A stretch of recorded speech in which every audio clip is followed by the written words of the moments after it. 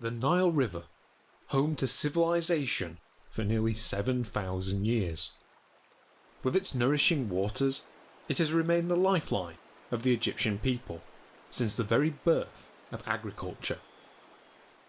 Today its delta is still the home of 90% of the country's population, who rely on its waters for their very survival. But over 3,000 years ago, this peaceful delta was the site of an armed conflict nearly unprecedented in scale. It pitted the forces of the new kingdom of Egypt against a foe that had reduced the nations of the eastern Mediterranean to ash. Behind them lay the ruined capitals of Greece, Anatolia, Syria, and Palestine. They left no records of their own, and our knowledge of them today is derived entirely from the records of their opponents. In surviving inscriptions, they are named adversary, a blight upon civilization itself. From whence they came, we do not know, for their kingdom was the sea itself, from which they emerged to challenge the might of the Egyptian Empire. Their attack was doomed to failure, but the force of their blow plunged Egypt into disorder and decay. Soon it would join the other fallen nations of the East, as the light of civilization went out for centuries to come.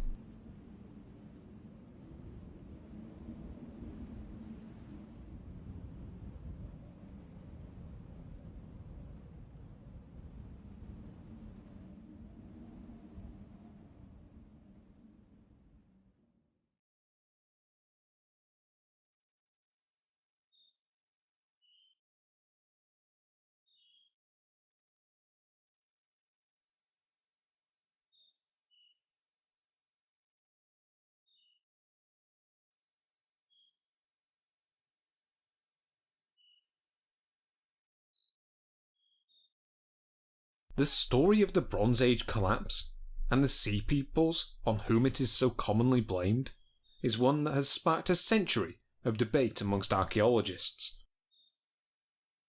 Over the course of the last 100 years, almost every detail of its events has been disputed at one point or another.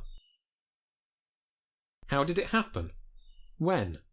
And most importantly of all, who or what was behind it? Was it the fault of the mysterious Sea Peoples, or were other factors behind the demise of the Bronze Age nations of the Eastern Mediterranean? Most of these questions are still being debated in one fashion or another, but the details we already know are beyond tantalising. Alongside centuries-old theories of warfare and foreign invasions, new theories of famine, civil unrest, and natural disaster are slowly creeping into the picture. The result was a saga, both dramatic and mundane, and one that holds eerie parallels to our own civilization in the 21st century.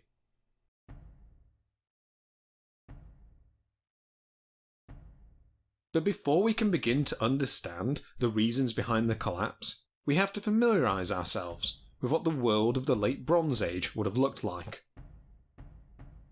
Already more than a millennium old, it was a world of startling complexity, covered in feuding nation-states, and containing more than one great power. To the west sat Greece, home to the great power centres of the Mycenaean culture. The east held Assyria, hegemon of Mesopotamia, and holder of the ancient cities of Akkad, Sumer, and Babylon. And in the middle, separated by a patchwork of vassals that stretched through modern Palestine and Syria, sat the opposing forces of the Hittite Empire and the Egyptian New Kingdom. Direct conflict between the two had long since passed, but still they jockeyed for power over the great trade routes of the East, from which flowed the precious tin and copper on which all kingdoms relied for survival. At first glance, the world of the 13th century BC seems a stable one, with its key players firmly entrenched in their respective homelands.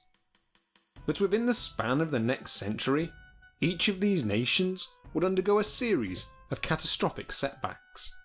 The lucky ones would see themselves reduced to a shadow of their former selves, whilst others would be torn asunder, surviving only as myths, passed down by word of mouth through the dark ages that succeeded them. The sources of the cataclysms are complex, and at the moment we have only a rough understanding of each of these factors. Even so, what is known gives us a tantalising glimpse at how even the most powerful of nations can find themselves knocked off course by events beyond their control. But let's not get ahead of ourselves.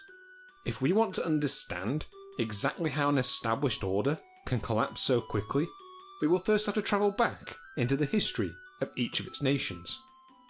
And where better to start our journey than with the very first civilization to fall victim to the collapse. Many of us know at least a little of ancient Greece, of its great philosophers and scientists, of the rivalry between Sparta and Athens, and the gathering power of Macedonia to the north. But what we find, looking back at the archaic Greek world of 1500 BC, is something both familiar and alien to its classical successor. For at least since the Middle Bronze Age, Greece had been a nation of agrarian villagers, ruled over by a patchwork of palatial centres. From the decipherment of their written language, known now as Linear B, we can tell that they did indeed speak a version of Greek, and that the gods of classical Greece were already being worshipped within their halls. These palatial kingdoms were likely modelled on that of the Minoans at Crete, themselves one of the dominant merchant powers within the Mediterranean, and whose distinctive clothing and textiles had been found as far away as Mesopotamia. From each one, the local ruler, known as the Anax or the Basileus, would have sought to extend his power, and to acquire exotic goods through a complex hierarchy of administration and trade. Some of these rulers were more powerful than others, but the largest by far was Mycenae, whose power extended over an area nearly 3 times that of its nearest rival. Then, around the middle of the 15th century BC, disaster struck in Crete. Debate still rages on its exact nature. It may have been an earthquake, much like the one that rocked Minoan civilization around 1700 BC. A volcanic eruption at Thera has also been suggested as the culprit, though radiocarbon dating now seems to discredit this theory. Whatever the source, it was enough to leave the Minoan palaces in disarray. Mycenae was quick to take advantage, and soon the great palaces of Knossos, Phaestus, and many others were overrun by mainland Greeks. With this, the millennia-old Minoan civilization came to an end, and Mycenaeans quickly took their place as one of the dominant trading nations in the eastern Mediterranean. From there, they would expand into the Aegean, establishing settlements within the Cyclades and on the western coast of Anatolia.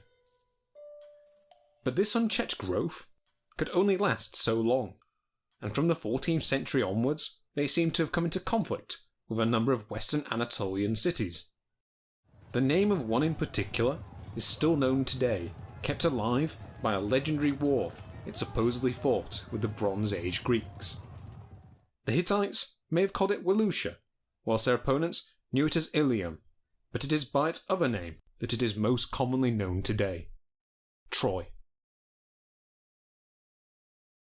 Alas, the story of the Bronze Age collapse is not yet that of the Trojan War. Instead, at this time, Western Anatolia was busy rebelling against the region's emerging superpower.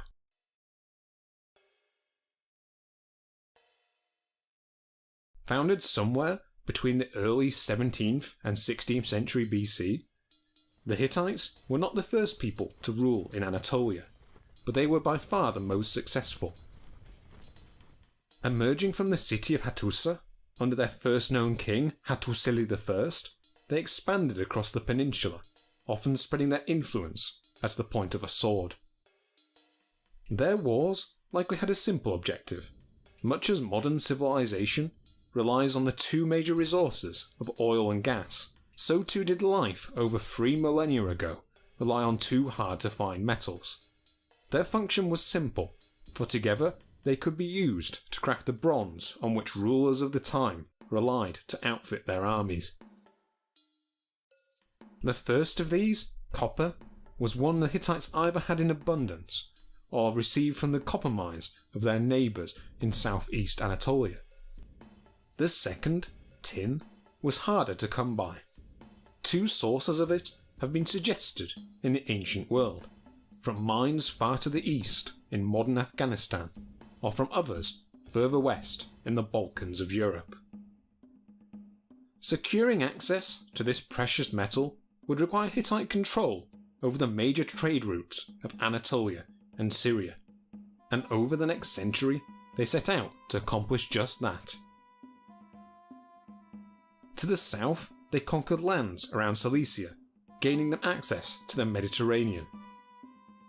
In the east, they clashed with Aleppo, winning a series of victories under Hattusili's grandson Musuli that gained them access to the lucrative trade of the Euphrates. To the west, things also went in their favour. There the Hittites encountered resistance by a group known as the Azawa countries, centred in western Anatolia. They are best remembered today for the likely presence of Wilusha, or Troy, within their ranks, though it seems to be more frequently an ally than an enemy of the Hittites. Either way, it makes little difference. Both Wilusha and Azawa were conquered by the Hittites, though they would rebel many times in the centuries to come. By the late 16th century, the Hittites would campaign as far afield as Mesopotamia, where Musuli sacked the ancient city of Babylon and carted off images of its chief deities. And then, within only a short time, these conquests came undone. Musuli was murdered shortly after returning from Babylon, dying at the hands of his own brother-in-law. Over the next century, the extent of Hittite rule would fluctuate, at times stretching into Syria and Azawa, before collapsing back into their heartlands around central Anatolia. After the conquest of Aleppo by the Egyptians in the mid-15th century, the Hittites saw fit to pay tribute to Pharaoh Thutmose III. Soon after, their fortunes would revive again under King Tudhalius I, which saw them expand into the east, defeating Aleppo and a newer state, Mitanni. To the west, they advanced again, this time defeating a new confederation known as Asuwa. And for the first time, a nation known as Ahiyawa is recorded as active in western Anatolia, where they twice attacked Hittite vassals in Azawa. The identity of Ahiyawa remains controversial even today, but more recent evidence points the finger across the Aegean to the halls of Mycenae itself.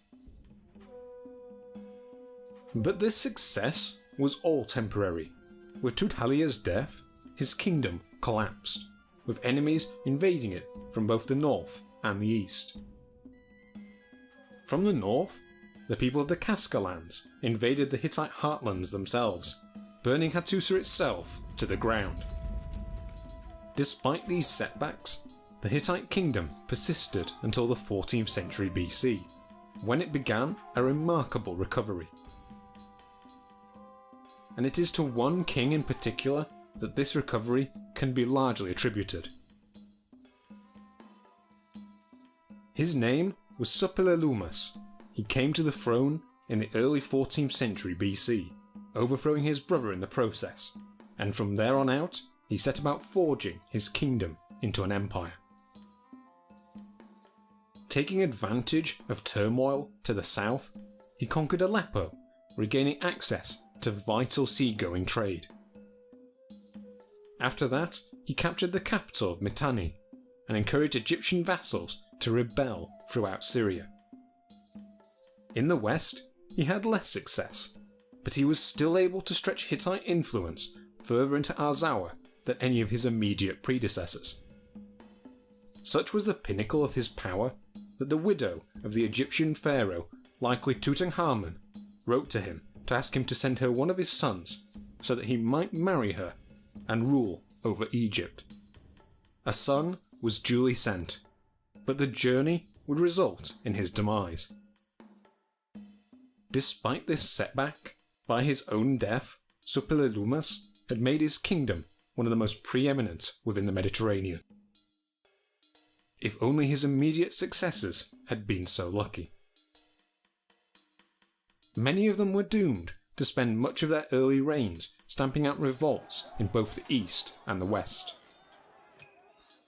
Even with these rebellions quelled, the Hittites still found powerful rivals circling their borders. To the north, they again came into conflict with the Kaska peoples, who once more sacked Hattusa. Still, the Hittites endured, and their conflict with another nation to the south would cement their imperial status for a century to come. That rival was a powerful one indeed. For more than 15 centuries, Egypt had been one of the world's preeminent powers.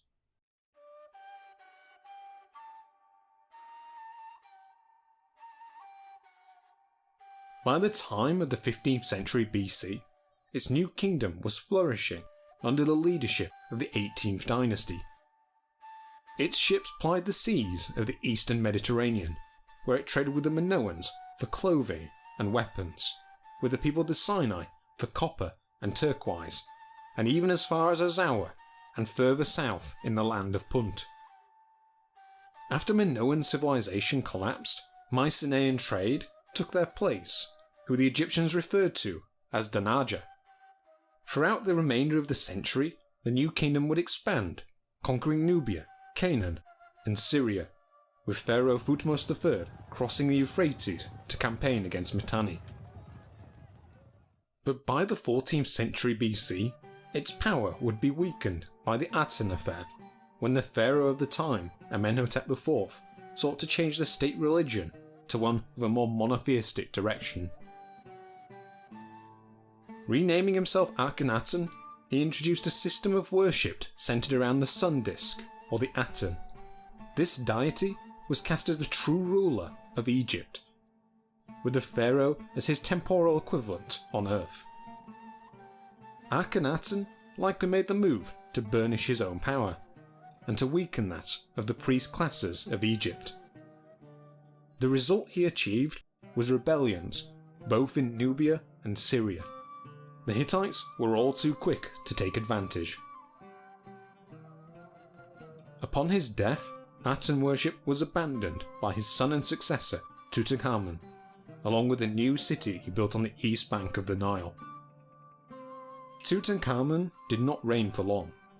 With the boy pharaoh's own demise, the 18th dynasty slowly came to an end, with a series of short-lived successors paving the way for the 19th dynasty.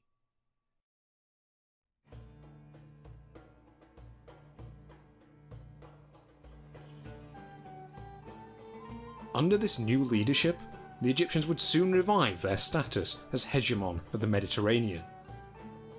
Under Seti I, they took control of Egypt's vast mineral wealth, including copper and tin in the Sinai, and gold in Nubia. Slowly, Seti's forces moved back into Canaan and Syria, wresting the city of Kadesh from the Hittites, which he and his son Ramses entered in triumph. But the occupation didn't last. The Hittites regrouped, and they soon took back the city and much of northern Syria. From then on, an uneasy peace descended. The Hittites kept control of the city, while Seti returned to Egypt to deal with rebellion in Nubia. But the tensions between the two sides couldn't remain bottled up forever. In the 4th year of the reign of Seti's successor, Ramses II, they finally boiled over.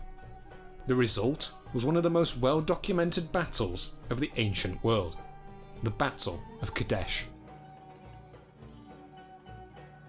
The battle took place outside the gates of the city.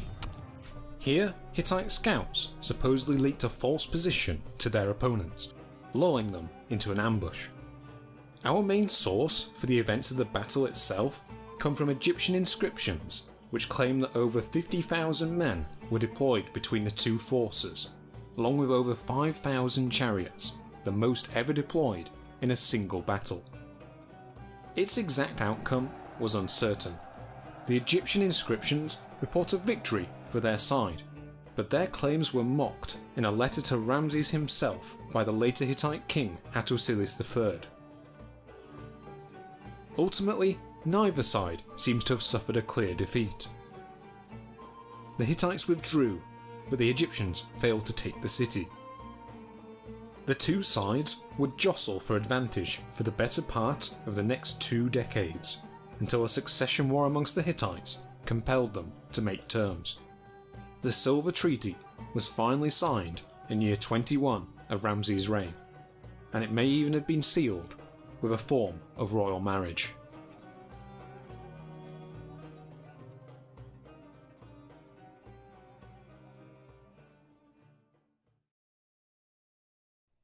Peace with Egypt came at a fortuitous time for the Hittites. To the east, a new power was rising amongst the ancient cities of Mesopotamia.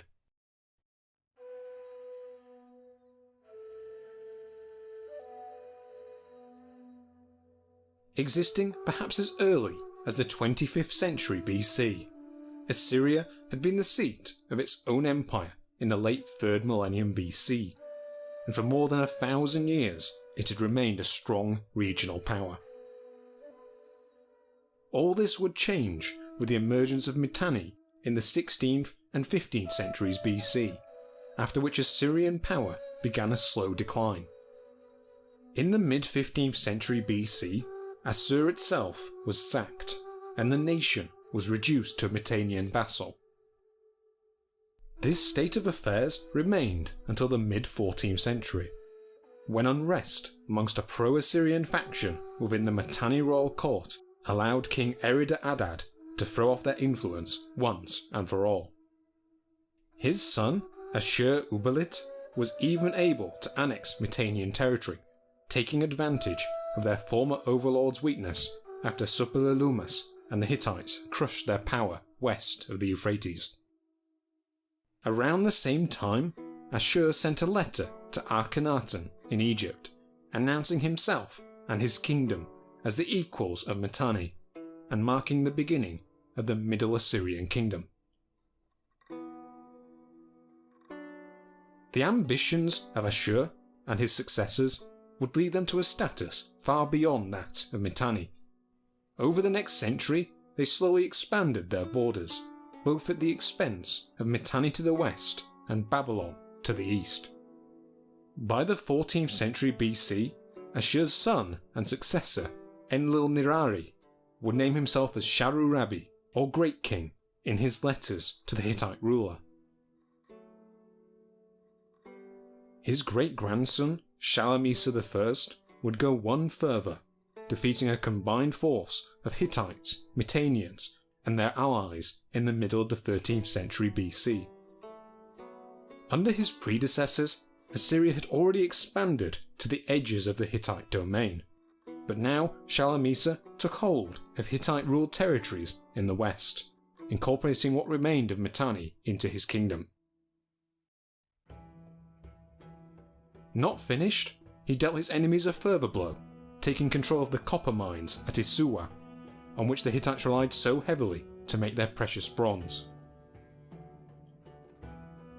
Hittite woes were far from over. For the rest of the century, Assyria continued to press them, expanding their lands westward into Syria. The Hittites responded as best they could, fomenting a marriage alliance with Amurru in coastal Syria, with the overall aim of restricting Assyrian access to Mediterranean trade. Under King Tudhalius IV, they would also invade Cyprus, known for its rich copper supplies. Alas, their efforts came to naught. In 1237 BC, the Assyrians again defeated them at the Battle of Niria, further weakening Hittite influence within the region. Led now by Shalamese's son, Tukulti-Ninurta, the Assyrians turned their gaze eastward, finally placing their own king on the throne of Babylon. After this, Tukulti would assume the ancient title of the Akkadian Empire, naming himself king of both Sumer and Akkad. Eventually, he would go even further, assuming a title made famous by the Persian kings of more than half a millennium later. King of Kings. So here at last, around the end of the 13th century BC, we find ourselves on the edge of a precipice. In the space of the next half-century, almost all the powers that we have chronicled here would fall into ruin. For much of human history, the reasons behind this collapse would remain unclear. Then, around the end of the 19th century, a theory was put forward, based on a series of reliefs found at the mortuary temple of the 20th dynasty pharaoh Ramses III. Here, intricate scenes outline a battle that took place in the early 12th century BC between the forces of Ramses and a mysterious seafaring confederation. If we are to take the inscriptions at face value, then these sea peoples were responsible for the destruction of Mycenae, of Arzawa and the Hittite Empire, of Cyprus and of city-states stretching throughout Syria and Canaan. It took them remarkably little time, as they appeared on the world scene only 2 decades prior. Then, in the year 1177 BC, they appeared on the eastern shores of Egypt.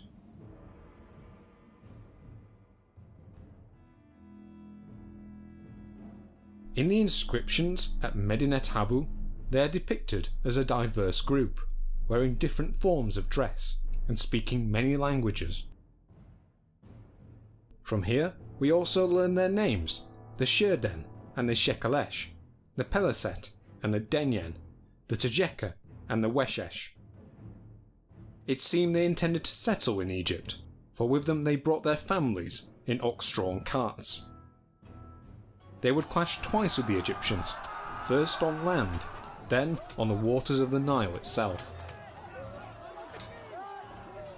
According to the inscriptions, their invasion was a failure, as Ramses defeated them at the Battle of the Delta. Thousands of the intruders were killed or captured, and Ramses was forced to settle his prisoners in camps along the Nile. The Sea People threat was at last defeated, all through the might of the Egyptian pharaoh. The few survivors of the Sea Peoples fled eastwards, settling down amongst the rubble of Syria and Canaan, becoming the forefathers of the biblical Philistines. Were these invaders truly responsible for the Bronze Age collapse?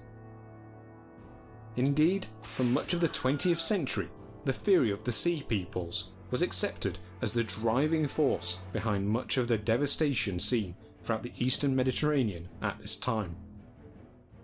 But in recent decades, scholars have become more skeptical of this theory, and indeed, it raises many problems when considering the archaeological evidence we now have at our disposal. To demonstrate this, let's take a look at how the collapse affected each nation in turn. We start again with Mycenaean Greece. Here it is universally accepted that the sites of Mycenae, Tiryns, Mydia and Pylos were all violently destroyed somewhere between the late 13th and early 12th century BC. Other sites, such as the Argolid or at Corinthia, seem to have been abandoned entirely. Many of these sites also show signs of mass fortification in the decades prior to their final destruction, hinting that perhaps they knew that trouble lay on the horizon. The most tantalising piece of evidence comes from Pylos, where a Linear B tablet has been found, indicating that in the palace's final years, its rulers placed watchers on the sea. Shortly after this, Pylos was burned, with the conflagration being hot enough to melt both the walls of its palace and the gold of its fine ornaments. On face value, these destructions fit well with the Sea People's theory. But at many sites, the source of this violence is now disputed. In some cases, such as Tiryns, the destruction was more likely the fault of an earthquake than that of violent invasion. Mycenae shows ample evidence of a cataclysmic fire, but there is no evidence of the site being depopulated, nor are there any of the telltale signs of arrowheads or other weaponry we might expect to see a conquering army leave behind. Sites like Pylos do leave open the possibility of raiders from the sea, but even then, there are other culprits to consider.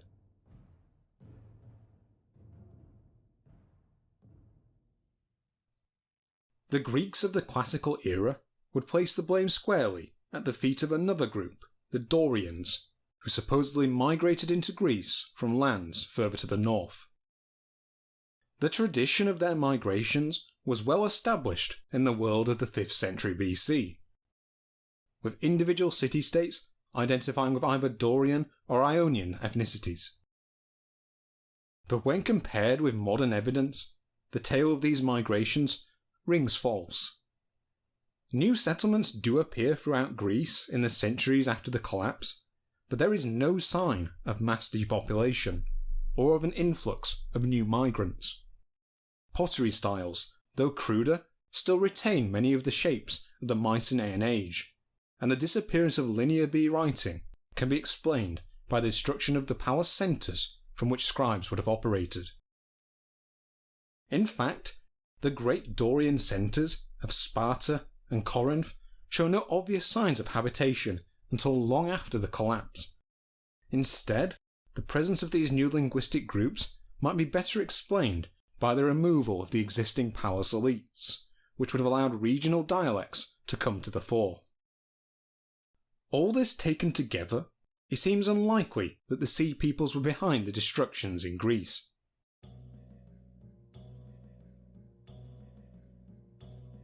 So what about the rest? Let us turn our attention to Anatolia, where the Hittites were struggling to retain their empire. Here we again see many cities destroyed around the beginning of the 12th century BC. In western Anatolia, there are clear signs of destruction at Troy, with a destruction layer being datable to around 1180 BC. Hattusa itself was burned somewhere around 1200 BC, after which time it was abandoned along with many other central Anatolian sites. With their destruction, the Hittite Empire came to an end, never to rise again. But were the Sea Peoples behind their demise? If we discount Troy, there is no evidence of widespread destruction in western Anatolia, the coasts of which the Sea Peoples may have sailed past on their route to Syria and Egypt. Here the majority of the cities simply seem to have been abandoned, with little to no signs of violence. And if we stop to consider the destruction in central Anatolia, the picture becomes even less clear. Firstly, if the Sea Peoples were indeed seafarers by nature, then what were they doing here, high in the mountains and valleys of central Anatolia? And how then would they have had the siege capabilities to overcome the fortifications of Hattusa? For many archaeologists, the answer is simple. They didn't. Instead, the finger of suspicion points elsewhere, to the many enemies the Hittites had been slowly collecting over the previous centuries. The leading candidates are the Casca peoples, who, as we remember, sacked Hattusa only 100 years prior. But how was it that the Hittites found themselves so vulnerable to collapse? Their heartlands had been invaded many times in the centuries before, yet this time their kingdom seems to have simply collapsed into oblivion.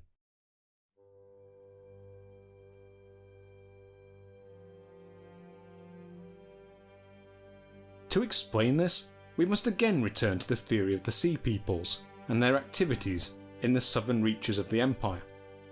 That's because around 1225 BC, a wave of destruction rolled across Hittite territories in Cyprus and Syria. Cypriot settlements at sites such as Enkomi, Kition and Cinder were raided and destroyed in quick succession, whilst in North Syria we see the destruction of cities such as Kadesh, Alaka and Ugarit. From the ruins of the latter, a tablet has been unearthed, written just before the city's final destruction. Its text is fragmentary, but what is legible carries a chilling plea from the ruler of Ugarit, calling out to a Hittite king whose help was never to arrive. My father, behold, the enemy's ships came, my cities were burned, and they did evil things in my country. Does not my father know that all my troops and chariots are in the land of Hatti, and all my ships are in the land of Luka? Thus the country is abandoned to itself. May my father know it, the 7 ships of the enemy that came here inflicted much damage upon us. Shortly thereafter, the city was destroyed. Here then, we seem at last to have some evidence for the Sea People's activities. But whilst seaborne raiders certainly seem tied to some of the destructions seen in Syria, the Sea Peoples aren't the only candidates. In fact, the Ugarit tablet never mentions them by name, and the only other mention attributed to them comes from the site of Emar in inland Syria. Destroyed around the same time as Ugarit, tablets found there, written in Akkadian, refer to various hordes, but again do not refer to the Sea Peoples by name. There are also difficulties in squaring the geography and the dates of many of these destructions with the narrative laid out in the inscriptions at Egypt. Radiocarbon dating now places the destruction of many of these sites around 1190 BC. So if the Sea Peoples were behind the destructions in Syria, then why did it take them another decade to reach Egypt? The destructions in Cyprus also pose problems for the Sea Peoples theory. Here the destructions were not followed by an imposition of any new culture. Instead, we see the slow emergence of a new synthesis of Cypriot, Aegean and Levantine social identities, and one that was to prosper in the century ahead. Whatever the source of these destructions, they were catastrophic for the Hittites. The loss of Cyprus also meant the loss of their precious copper reserves, and destructions in Syria and southern Anatolia may have severed their access to the trade of the Mediterranean. In the northwest, Azzoa also falls eerily silent, perhaps robbing the Hittites of access to their vital tin routes. These developments came at the worst possible time, as it is clear from Hittite correspondence that central Anatolia was also undergoing a devastating famine, with grain having to be imported from vassals in northern Syria and even as far afield as Egypt. With these lifelines severed, the Hittites were simply torn apart by a combination of war and hunger. So here it seems we might very well have found a kernel of truth behind the idea of the Sea Peoples, if we keep our interpretation broad. Sea Peoples or not, the activity of marauders displaced from elsewhere in the Mediterranean could well have cut the vital links that held the Hittite Empire together. One might think that these events would also have been a gift to the Hittites' rivals in Egypt and Assyria, who would have been free to snap up former Hittite vassals in Anatolia and Syria. But at the time, both were far too busy with their own set of problems, which were substantial enough to deny their advance into the former Hittite world for the foreseeable future.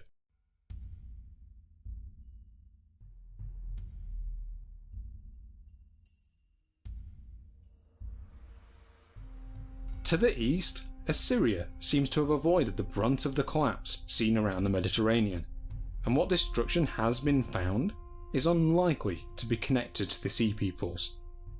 Instead, this violence seems to stem from Assyrian conflicts with the state of Elam in the western reaches of modern Iran, along with the activities of a temporarily resurgent Babylonia under Nebuchadnezzar I.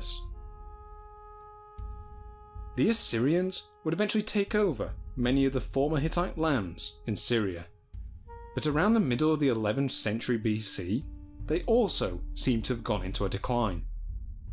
Over the next century, much of their empire was slowly lost, but Assyria and its core territories remained a powerful player in Mesopotamian politics. But by the late 10th century BC, its fortunes would turn again, and over the next 300 years, it expanded until it formed the Neo-Assyrian Empire, the largest state the world had yet known. So in the long term, the Bronze Age collapse seems to have worked out in the Assyrians' favour. But what about the Hittites' other rivals, the Egyptians, who around the same time were supposedly facing the Sea Peoples on the Nile Delta? Surely victory there would have left them with ample opportunities to push into former Hittite lands. Indeed, if we follow the inscriptions of Ramses III, the period after the Sea Peoples' invasion seems to have been one of continuity and stability in Egypt, during which expansion could have been a real possibility. But we now know that many of the monuments constructed by Ramses III act to mask larger problems in Egypt.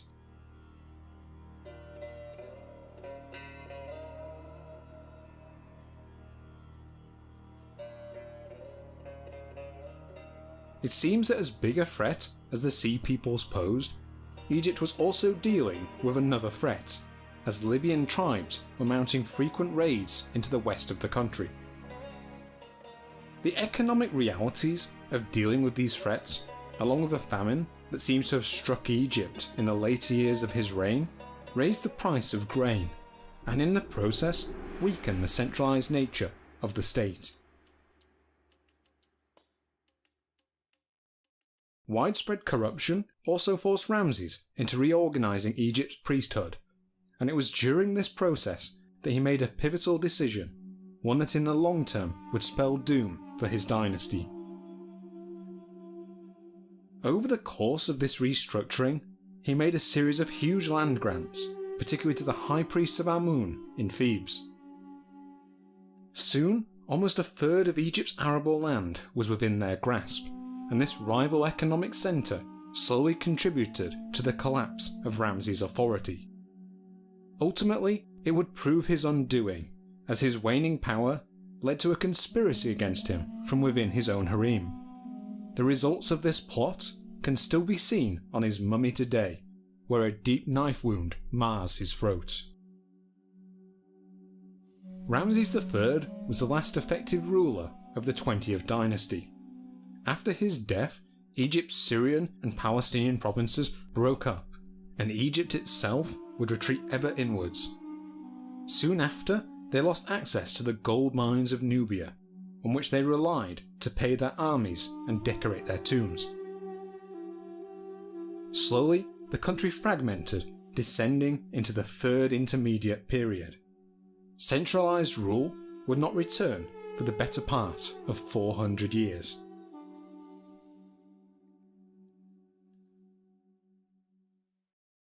With that, the events of the late Bronze Age collapse were over. Beyond them lay a Dark Age, during which mass migration would change the shape of the Mediterranean. The Philistines settled down in the Levant, where the Phoenicians would also emerge from the 12th century BC onwards. In Syria and Anatolia, various Neo-Hittite kingdoms would cling on, whilst Lydia slowly expanded to cover most of Asia Minor. And of activities in Greece, we know comparatively little.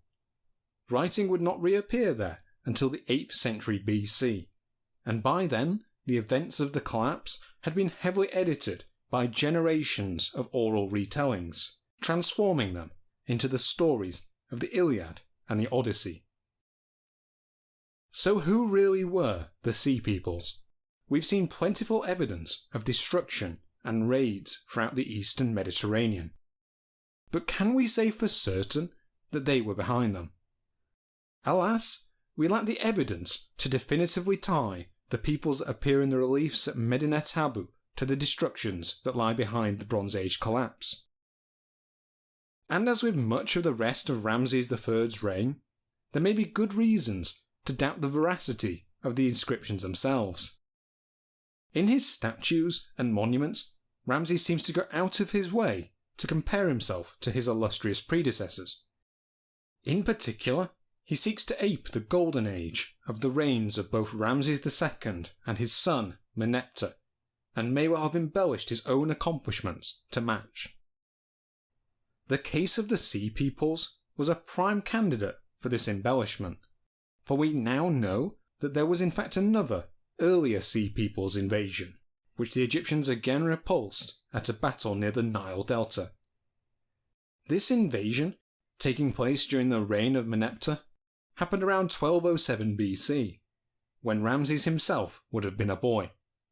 In Meneptah's narrative, detailed in the Great Karnak inscription, his foes are 5, with the Ekwesh, the Luka, and the Teresh taking their places alongside the Sherden and the Shekalesh, all of whom fought alongside a large force of Libyan raiders.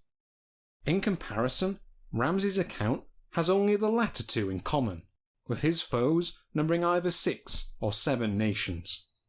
As mentioned before, one of these, the Peliset, have since been identified with the biblical Philistines, but for the other 4, identifications are far from certain. Associations have been claimed between the Denyen and the Teresh with Homeric Greece and Troy, whilst the origins of the others, the Tjeka and the Weshes, still remain uncertain. Moreover, in Meneptah's account, only the Sherden, the Shekalesh and the Ekwesh are named as Sea Peoples, whilst the others are simply northerners coming from all lands. Ramses' account also names the Sherden as of the sea, but not the Shekalesh, with the Weshesh and the Teresh taking their place.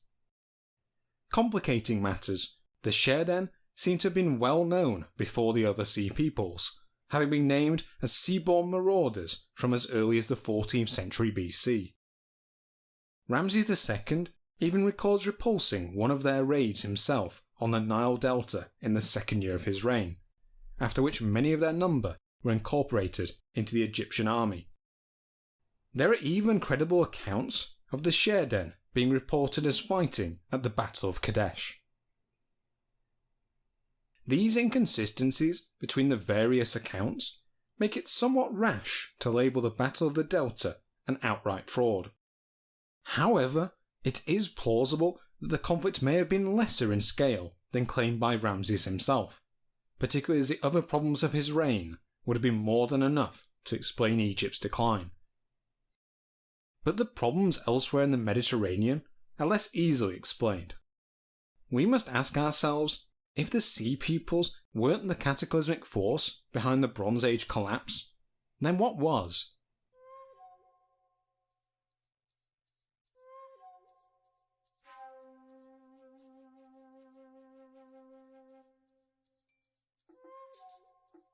Many theories have come and gone over the decades, and recently many archaeologists have gravitated towards theories of drought and climate change.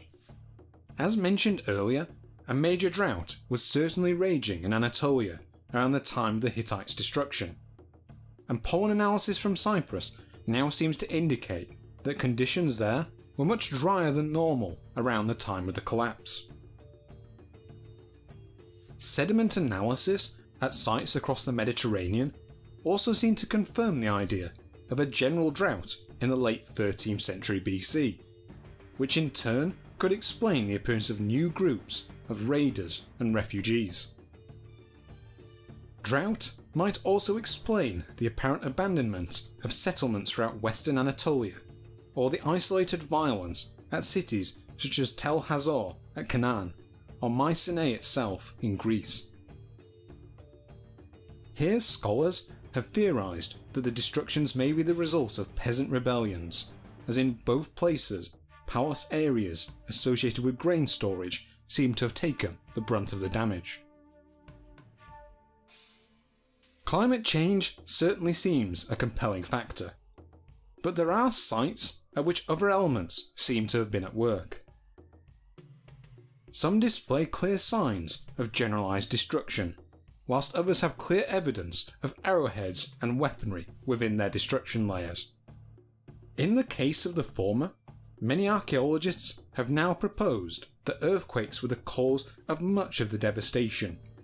Indeed, there are examples of misaligned walls and falling masonry to be found all over the Mediterranean, with damage being visible at cities such as Mycenae, Tiryns, Mydia, Pylos, Troy, Hattusa, Ugarit, Megiddo, and many others. In fact, it now seems that the period of the Bronze Age collapse was correlated with an unusually large amount of seismic activity within the Mediterranean, with the rate of earthquakes only diminishing further into the 12th century BC. These earthquakes would have inflicted severe damage on the cities and palaces of the Bronze Age world.